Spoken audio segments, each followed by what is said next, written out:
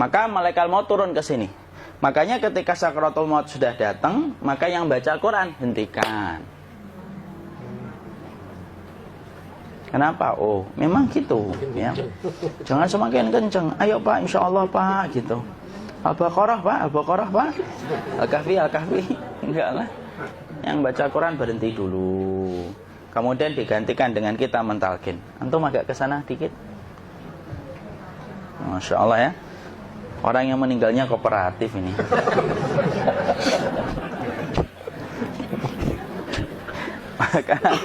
maka agak kesini ya. Maka disunahkan kita untuk mentalkinnya. Nanti ketika mentalkin jangan terlalu sering, jangan terlalu membebani. Jangan terlalu sering itu la ilaha illallah, la ilaha illallah. Enggak gitulah. Berat nanti dia ngerasakan. Di situ Imam Qurtubi juga menyampaikan, jangan terlalu sering karena itu memberatkan dadanya. Jadi ketika mentalkin, saya sampaikan, boleh diganti atau enggak Ustadz? Enggaklah, talkin itu ibadah. Ibadah itu tauqifiyah. Tauqifiyah itu enggak usah diganti. Karena Rasulullah mengatakan, lakinu ala mautakum la ilaha illallah. Talkin orang yang meninggal di antara kalian dengan la ilaha illallah. Enggak usah diganti Allah Ustadz yang lebih singkat, lebih pendek. Tidak usah. Subhanallah Ustaz, tidak usah. Kenapa? Karena talqin sudah ditetapkan ucapannya oleh Nabi, begitulah kita mencontohnya. Jadi tidak usah diganti. Cara mentalqin, jadi kalau keadaan sudah tenang, tolong kalau sudah sakaratul maut jangan ditinggalkan. Karena sesungguhnya pertempuran setan itu pada detik-detik kematian semacam ini. Dan betul-betul berusaha untuk menjadikan dia murtad.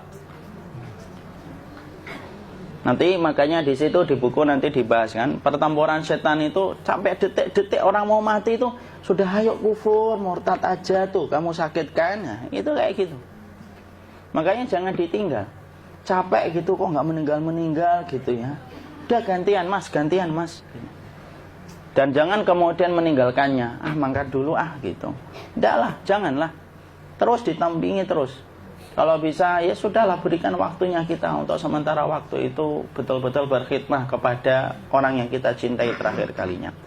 Cara kita kemudian mentalkin adalah, yaitu adalah di sebelah kanannya la ilaha illallah. Biarkan dia mencerna dulu, tidak usah buru-buru kemudian kita langsung nimpali lagi. Dia mencerna dulu sembari kita doakan, peluk, ya Allah dimudahkan gitu. Kalau ada orang yang bisa ngucapin la ilaha illallah, itu siapa yang memberikan itu Ustaz? Yang memberikan kekuatan Allah Pak. Karena ngomong aduh aja sudah tidak mampu. Makanya Allah berfirman dalam surat Ibrahim, yusabbitullahu alladhina amanu bil qawli tsabit fil hayatid dunya wa fil akhirah. Allah teguhkan perkataan orang yang beriman dalam kehidupan dunia dan akhirat. Dunia itu ya ketika menjelang kematiannya. Makanya dia bisa ngomong la ilaha illallah. Sebenarnya ngomong aduh aja udah gak mampu. Kalau bisa ngomong, dia pasti ngomong aduhnya dulu. Tapi Allah yang menggerakkan. Ngomong la ilaha illallah. Makanya mangkana akhiru kalamihi la ilaha illallah dakhalal jannah. Barang siapa akhir kalamnya itu adalah la ilaha illallah, pasti masuk surga. Makanya kita lagi la ilaha illallah. Dah. Cerna dulu. Enggak usah minta diburu-buru ya. Enggak usah gini. Ayo la ilaha illallah. Ayo.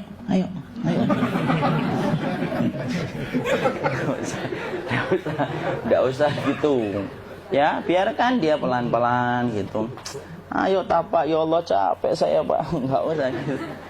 Ya ucapkan la ilaha illallah. Kemudian dia mencerna. Lalu kalau dia sudah mengatakan, untuk mengatakan la ilaha illallah. Ya, kalau sudah mengatakan la ilaha illallah, berarti sudah. Enggak usah ditalkin lagi, enggak usah. Belum meninggal juga Ustaz? Enggak apa-apa, biarin aja. Dia di situ aja. Kecuali dia ngomong lagi dan enggak usah diajak ngomong, alhamdulillah ya Pak, ya Allah gitu. Terus dia jawab, alhamdulillah. Ya. Itu berarti ucapan terakhirnya alhamdulillah. Atau ketika habis ditalkin la ilaha illallah, dia ngelihat air. Nah, itu berarti ucapan terakhirnya air. Talkin lagi. Nggak usah marah. Aduh Pak minta air. Mau minta air nanti aja dikubur gitu loh. Jangan gitu. Biarin aja. Jangan kemudian setelah la ilaha illallah La ilaha illallah. Terus, ayo tutup, awas ya ngomong lagi ya. Nggak usah gitu juga. Maka kemudian setelah la ilaha illallah sudah, nggak usah diajak ngomong gitu. Terus kemudian nggak usah ada anaknya perempuan, ya Allah Pak, sudah bisa ngomong la ilaha illallah, usah gitu. Cukup dalam hati alhamdulillah gitu. Diam kita dengerin gitu. Disitulah nanti biasanya detik-detik dia terakhir. Dia nanti ngeliat di sini Pak, prosesnya itu nanti kaki langsung sebagian jempol dingin dia. Kaki, telapak kakinya langsung kalau kita geningkan dingin kayak kaki yang kena AC langsung. Kemudian dia langsung ningkup gini, dikit dia, mulai kaku dia. Atau kalau enggak, gini dia. Langsung kayak jatuh, kayak kepala nanti yang paling terakhir. Kepala itu pasti ada gerakannya Pak, ini meninggal itu. Pasti gitu. Pasti gitu. Karena apa? Sudah tidak ada beban ruh yang menahannya. Ya, cabut ya, set pelan, maka kemudian malaikat itu. Tapi tetap sakit lah, walaupun dikatakan ringan, tetap sakit. Maka kemudian sakit gitu, ngelewatin sini, jantung kemudian sudah tidak berfungsi, kemudian ginjal Pak, ngelewatin ginjal tidak berfungsi. Bapak bayangkan kan, kalau yang pernah sakit batu ginjal Pak, sepakat nggak kalau kita batu ginjal itu sakitnya luar biasa Pak? Itu baru titik batu kecil di ginjal. Kita bisa bayangkan tiba-tiba ginjal tidak berfungsi, sakitnya kayak apa Pak? Tiba-tiba ginjal nggak berfungsi, pankreas naik, kemudian tek jantung. Jantung ini dia masih hidup dia, di sininya masih hidup walaupun jantungnya sudah berhenti. Naik, kemudian mata dia ngelewatin mata. Organ tubuh yang paling setia sama ruh itu mata. Maka kemudian mata dia ngelihat dia, ngelihat keluarnya, naik dia. Ya, dilihat ini sama dia. Makanya Rasulullah mengatakan innar ruha idza qubida tabi'ahul basar. Ruh itu kalau dicabut, mata itu ngikutin kemana perjalanan ruh itu. Makanya ada yang meninggalnya gini. Ya itu bukan tanda su'ul khatimah, itu tanda fitrahnya mata ngikutin ruh. Atau kemudian bukanya sedikit. Ada yang kayak senyum Pak, ada yang kesini yang keringetan, nah itu tanda husnul khatimah. Ada yang senyum. Jadi sakitnya setelah selesai itu plong gitu loh. Makanya kemudian ada yang tersenyum. Maka itu tanda. Kalau kita ngelihat orang yang membuka mata kayak gini, tidak usah takut. Cepat-cepat kemudian kita nanti tutup. Biasanya kalau terlalu lama, itulah yang menjadikan ini tidak bisa ditutup. Makanya harus pakai kapas akhirnya. Karena apa? Karena pas meninggal nggak langsung ditutup. Biasanya karena perawat takut, dokternya juga nggak tahu itu, dibiarin itu. Makanya ada beberapa mata yang ditutup pakai tensoplas kan? Sebenarnya kalau langsung bisa nutup dia, fitrahnya nutup mata itu. Jadi kemudian kita baca Allahumma firlahu warhamhu wa'afihi wa'fu anhu atau bismillah wassalatu wassalamu ala rasulillah, tutup.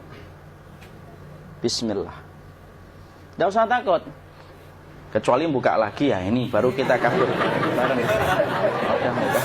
Kalau buka lagi Pak, Insya Allah Pak, ya Allah ya kita kabur bareng-bareng Pak. Diusap Pak, diusap gini. Enggak disenggol gini enggak. Begini kan, sudah meninggal dunia. Tangan boleh begini, boleh diluruskan, tidak ada ketentuannya. Boleh gini, boleh kemudian lurus. Tidak usah disalahin kalau ada yang lurus. Lu itu tangannya gimana sih? Posisikan kayak sholat. Tidak ada perintah kayak gitu. Jadi kemudian dikondisikan saja. Terus maka kemudian dipijit-pijit, akiknya dikeluarin, kemudian jamnya dilepas, gigi palsunya dilepas kalau ada, ya. Kemudian apa setelah itu? Coba buku.